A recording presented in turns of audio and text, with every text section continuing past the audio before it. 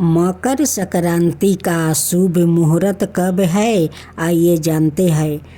हिंदू पंचांग के अनुसार मकर संक्रांति पर महापूर्ण काल की शुरुआत सुबह 9:03 पर होगी। यही समाप्ति सुबह 10:48 पर होगी। इसके साथ ही पूर्ण काल सुबह 9:03 से शाम 5:39 तक रहेगा। इसके अलावा ब्रह्म मुहूर्त सुबह 5:27 से लेकर 6:21 तक रहेगा। सूर्य संस्कृत में मकर संक्रांति का पर्व ब्रह्मा विष्णु महेश गणेश आदि शक्ति और सूर्य की आराधना और उपासना का पावन व्रत है, जो तन मन आत्मा को शक्ति प्रदान करता है। संत महर्षियों के अनुसार इसके प्रभाव से प्राणी की आत्मा शुद्ध होती है, संकल्प शक्ति बढ़ती है, ज्ञान संतु विकासित होते हैं। मकर संक्रांति इसी चेतना को विकासित करने वाला पर्व है। यह संपूर्ण भारतवर्ष में किसी न किसी रूप में आयोजित होता है। विष्णु धर्म सूत्र में कहा गया है कि पितरों की आत्मा की शांति के लिए एम और स्वस्थ वृद्धन और सबर कल्याण के लिए तिल के 6 प्रयोग पुण्यदायक और फलदायक होते हैं। तिल जल से स्नान करना, तिल दान करना, तिल से बनाना भोजन, जल में तिल अर्पण, तिल से आहुति, तिल का उपटन लगाना। सूर्य के उत्तरायण होने के बाद से देवों की ब्रह्म मुहूर्त उपासना का पूर्ण काल प्रारंभ हो जाता है। इस काल को ही परंपरा विद्या की प्राप्ति का काल कहा जाता है। इसे साधना का सिद्धि काल भी कहा गया है। इस काल में देव प्रतिष्ठा, गिरह निवारण, यज्ञ कर्म आदि पुनीत कर्म किए जाते हैं।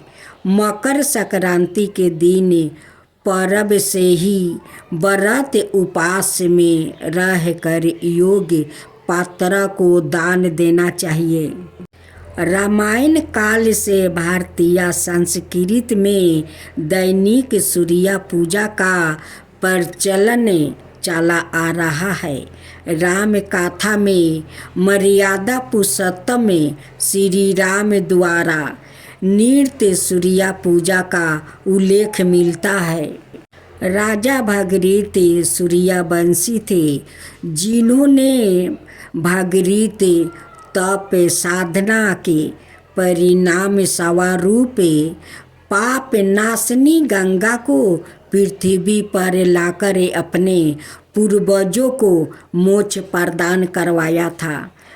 राजा भागीरथ ने अपने पूर्वजों का गंगा जल अक्षत तिल से श्राद्ध दर्पण किया था।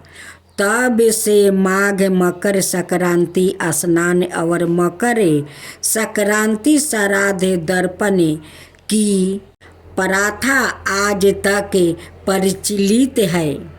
कपिल मुनि के आश्रम पर जिस दिन मातु गंगे का पदार्पण हुआ था, वो मकर संक्रांति का दिन था। पवन गंगा जल के स्पर्श मात्रा से राजा भागीरथ के पूर्वजों को स्वर्ग की प्राप्ति हुई थी। कपिल मुनि ने वरदान देते हुए कहा था, मातु गंगे त्रिकाल तक जन जन का पाप हरण करेगी और भक्तों जनों की 7 पीढ़ियों को मुक्ति और मोक्ष प्रदान करेगी।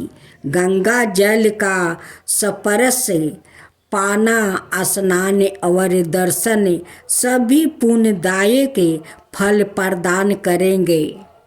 महाभारत में पितामह भीष्म ने सूर्य के उत्तरायण होने पर ही स्वच्छ से शरीर का परित्याग किया था। उनका श्राद्ध संस्कार भी सूर्य की उत्तरायण गति में हुआ था। फलत आज तक पितरों की प्रसन्नता के लिए तिल, अर्घ्य और जल दर्पण की प्रथा मकर संक्रांति के अवसर पर प्रचलित है। सूर्य की 7वीं किरण भारत वर्ष में आध्यात्मिक उत्पत्ति की प्रेरणा देने वाली है। 7वीं किरण का प्रभाव भारत वर्ष में गंगा जमुना के मध्य में अधिक समय तक रहता है। इस सौभाग्य के लिए स्थिति के कारण ही हरिद्वार और प्रयाग में माघ मेला अर्थात मकर संक्रांति या पुण्य कुंभ और अधर कुंभ के विशेष उत्साह का आयोजन होता है। भक्तजनों, आइए जानते हैं मकर संक्रांति का त्योहार इस बार कब है। मकर संक्रांति का त्योहार इस बार 15 जनवरी को मनाया जा रहा है। इस दिन जप तप दान करने का विशेष महत्व है। इस दिन किए गया दान का दोगुना फल मिलता है।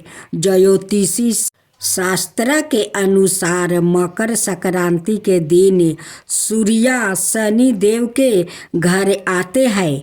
इस दिन सूर्य शनि की राशि मकर में प्रवेश करेंगे।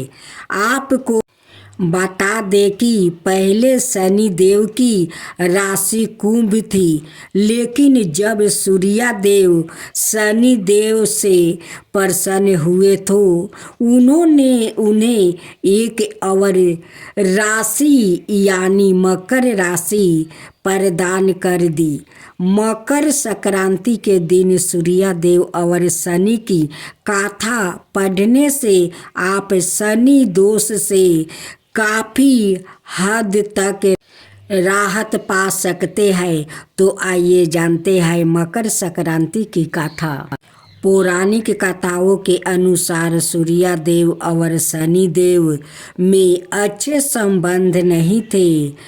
दरअसल इसका कारण था सूर्य देव का शनि की माता छाया के प्रति उनका व्यवहार।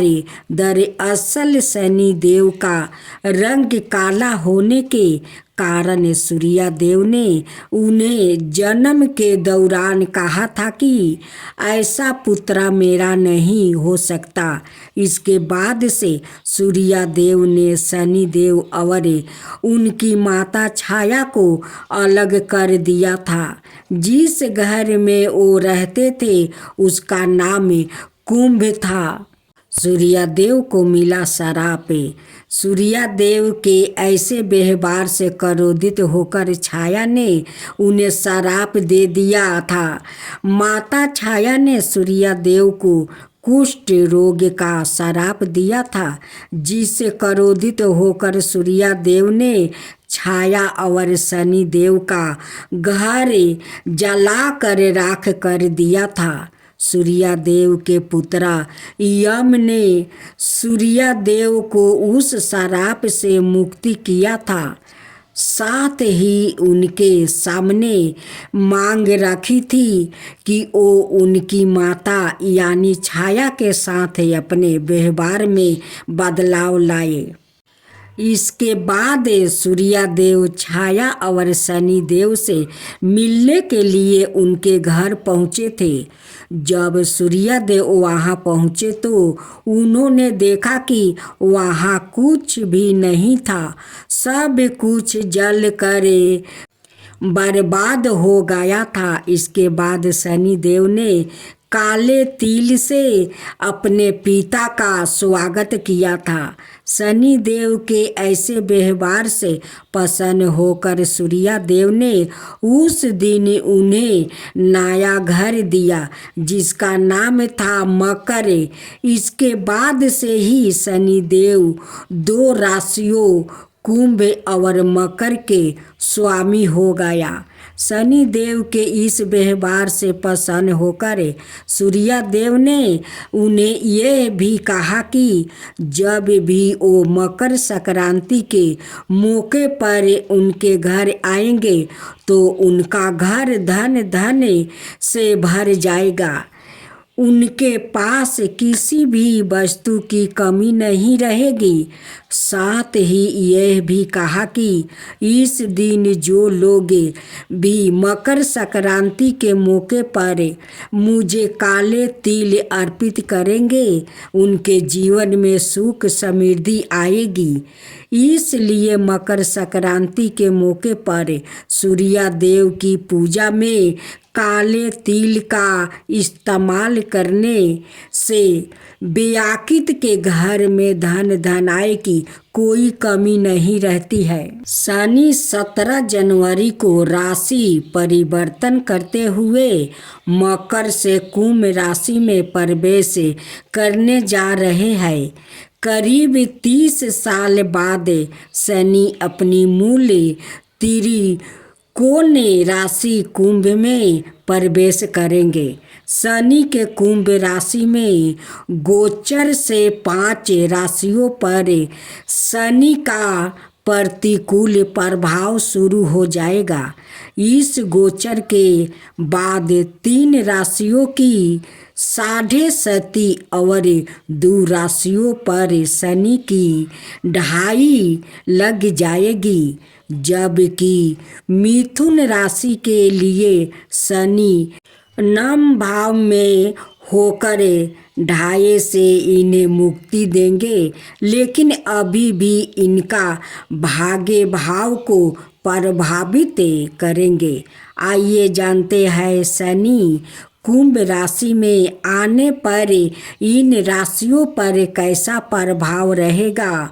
साथ ही जानिए मकर संक्रांति पर इन राशियों को कौन से उपाय करने चाहिए जिससे शनि का यह गोचर उन्हें अधिक कष्ट ना दे पाए। शनि का कुंभ राशि में जाने से मकर राशि के लोग पर ढाया रहेगी। ऐसे में यह समय आपके लिए उत्तम फलदायी नहीं है। शनि के इस गोचर का सबसे ज़्यादा असर आपके स्वास्थ्य पर दिखाई देगा, इसलिए इस दौरान अपने स्वास्थ्य के प्रति लापरवाही करना आपके लिए हानिकारक साबित हो सकता है। इस दौरान आप पारिवारिक समस्याओं के कारण भी थोड़ा तनाव में रह सकते हैं। इस दौरान कार्य क्षेत्र में भी कुछ रुकावट का सामना करना पड़ सकता है। शनि आपकी राशि से अष्टम भाव में रहेंगे, इसलिए इस दौरान आपको आर्थिक मामलों में बेहद सतर्क रहने की ज़रूरत है। इस दौरान धन विशेष बहुत ही सोच समझ कर करें।